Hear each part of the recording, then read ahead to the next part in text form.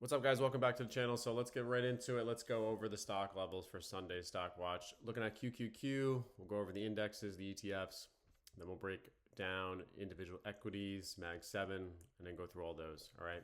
So bear with me. We're going to go through them all. Looking at QQQ, we have a critical point here right at $612. We've had multiple points that are starting to look like resistance levels. So we'll see. We have some big news this week. So we'll see what the catalyst, but there are multiple spots that are rejecting here at 612. So keep that on watch. Looking at the bigger picture on the 1-year chart, we're trading near the top of the channel.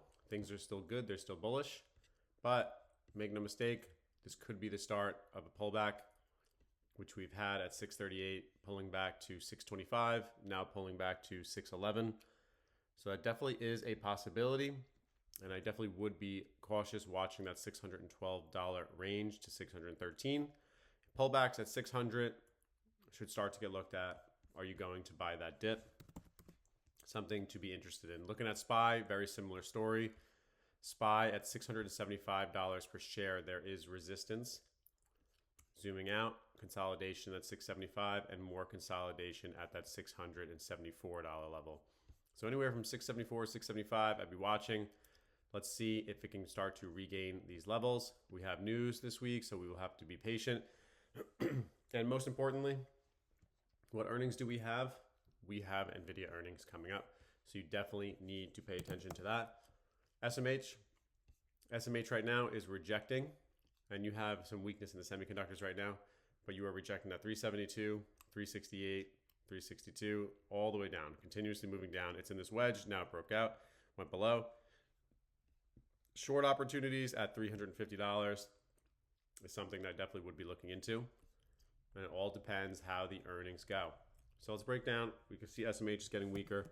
There is a possibility the market continues to pull back here. Looking at NVIDIA, it has earnings. So trade these levels with caution because the stock is going to move when it finally has that pullback. Looking at NVIDIA, we have a pullback 191. Resistance is around 195. You see it on multiple touch points here, 195 here, 195 here. Watch for that first retest. We were trading in that zone of $179 to 195. Looking at Meta, I think Meta is an interesting stock to think about. When you look at Meta stock, it had earnings and now it has pulled back a lot overall. $760 all the way down to 609 right now. It pulled back to 597 in the pre-market yesterday. It is 21% pulled back right now. You make that decision whether you think it's a good buy or not. RSI is lower. It doesn't mean it can't go lower.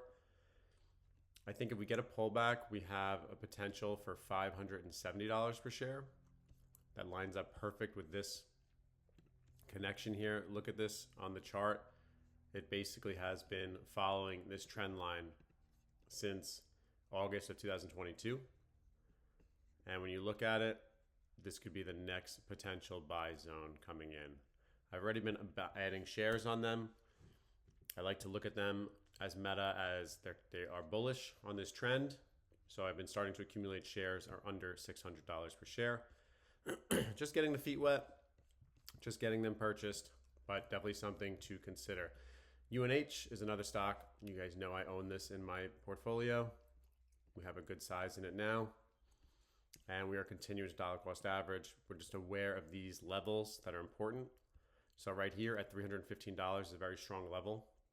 You can see it right here at 314.42 was a level of resistance. And then eventually, once it got broken, it moved all the way up to $370 per share. Watch that 315 level this week.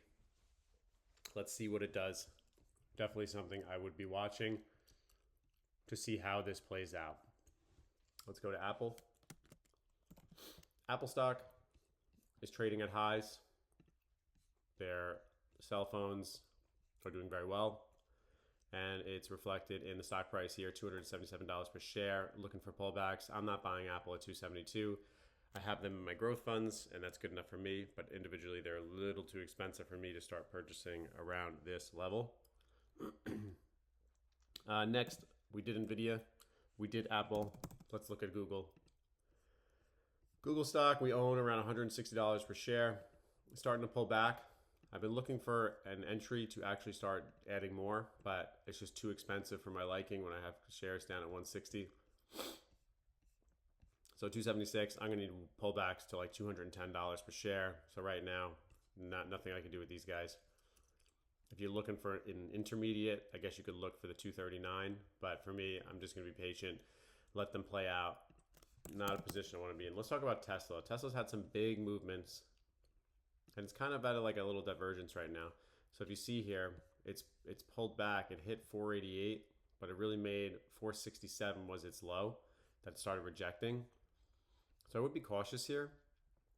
And it's been very volatile. I mean, if you look at just the last 5 days, it went from 455 all the way down to 380.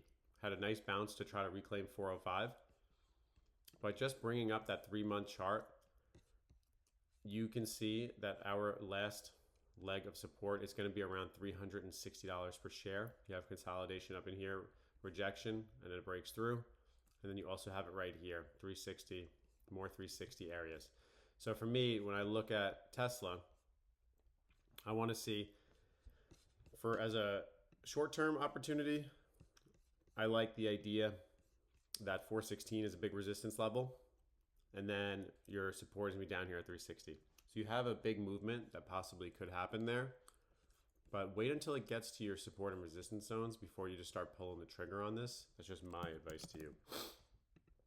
Microsoft stock. Microsoft, year to date, double topped at $550. It is holding on to dear life, trying to hold this $492 level. It's down right here. 500 will most likely get retested. It's got to get above 515 and start moving up a little higher. Microsoft is a stock I hold long term. This is more of a buy it, don't trade it kind of stock in my eyes. So right now, I'll accumulate some more shares if we show some more weakness and we break down to about $450 per share. Let's go over some stocks that I think are worth mentioning. BBAI is another one. BBAI stock is very volatile. If you hold this stock, you got to be able to expect 10 to 20% movements in a week. And that's literally what it's been doing. If you look on the last 6 months, BBAI is holding this line. Barely, but it is holding. BBAI was right here around $2.66, came back to earth around $4.50, and now just retested $5 again. So if it doesn't hold $5, I think we're going to start headed lower and start moving down to the 450 range. And right now, looking at the intermediate levels, it needs to hold $5.29 for BBAI to start to look appealing. But overall, needs to get above $7.30. Otherwise, I feel like we're going to start seeing weakness on this. But it's a big week, so we'll see what it's going to do. Looking at Dutch Bros, I think there's a stock you should be watching as well. As long as Dutch Bros holds $50 per share, I think we're still bullish. We're starting to get that turnaround, which is nice. We were continuously just making lower highs. But overall, with Dutch Bros, if you hold $50 per share, which it did this week, I would look for continuous long opportunities on this stock. Next, I want to go over PLTR. PLTR is an interesting stock. PLTR is trading at $175 per share. If you look at PLTR just objectively on the 6-month chart, it is really consolidated in this area of about $185 per share. For PLTR, I would be looking for short opportunities if we can retest 185, especially before those big catalysts this week, and then push lower. So I'm looking for with PLTR.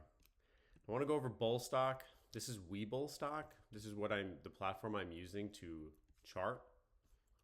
When Webull first announced its IPO, it went all the way from $10, or SPAC I should say, up to $80. And now it has pulled back to $8.64 per share. This is something I will be watching. I believe they have earnings coming up this week. So I definitely would be cautious. They're making lower. This is the lowest lows that they've ever made. They were never this low. Just looking at it, $10, $11 was the floor. Now it's $8.64, retesting $8.50. Just gonna continue to watch, set my alerts, see if they go down to $6, $7. Something I will be interested in if it gets that cheap. I want to break down some crypto for us just real quick, because this is something I hold in my Gemini crypto portfolio, and look in the description below and you can get the free referral from me as well. You get $50, I get $50. ETH is forming another bear flag currently as we speak.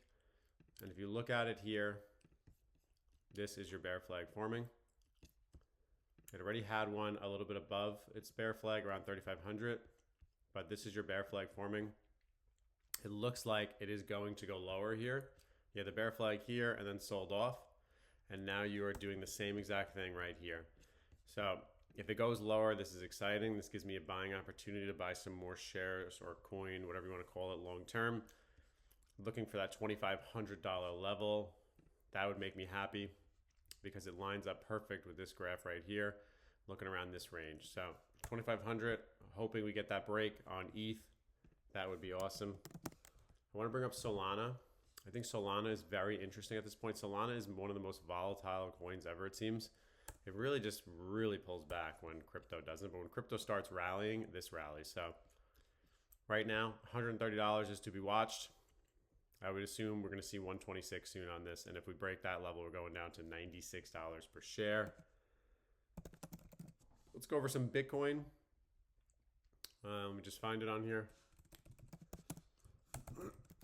Bitcoin, very interesting. Finally broke 100,000. And now it is at 95,000. It has started to head lower. And I would be waiting for 75,000. It's the obvious level that you are going to have support. You can see it on the charts everywhere. Everybody can see this. It finally broke out of its trend. If it pulls back to 75,000, that means Bitcoin has pulled back another 20%.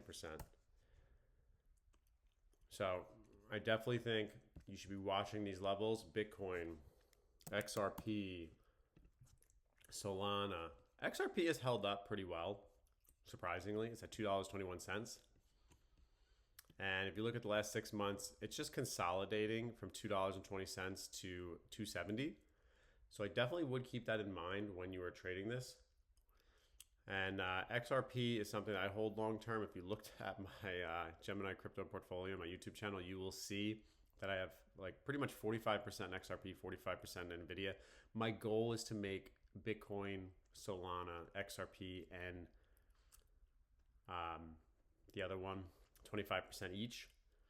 But I just buy on the dips when I have some cash on the side, and that's how I do it. So we eventually will have 25% allocation to each one, and that'll be like my own basic ETF for them. Instead of buying like a XRP ETF or a Bitcoin ETF, I just buy them individually and just do the allocation myself.